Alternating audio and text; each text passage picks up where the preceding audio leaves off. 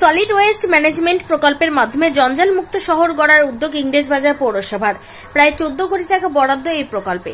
রবিবার সকালে ইংরেজবাজারের কাঞ্চনটার এলাকায় ভাগাড় পরিদর্শনে যান ইংরেজবাজার পৌরসভার চেয়ারম্যান ও পৌর আধিকারিকরা। শহরে জঞ্জাল পরিষ্কারের পাশাপাশি আমবাজার সংলগ্ন এলাকায় জাতীয় সড়কের ধারে করা হয়েছে আবর্জনা ডাম্পিং পয়েন্ট।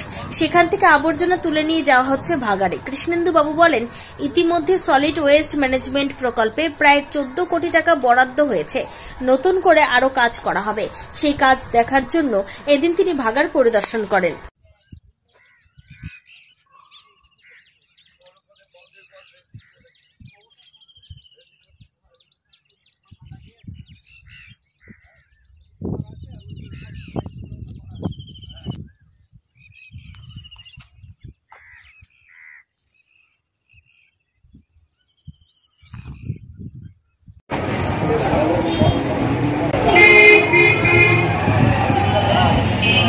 বাজার পৌরসভার সলিড ওয়েস্ট ম্যানেজমেন্টের কাজকর্ম দেখতে এলাম।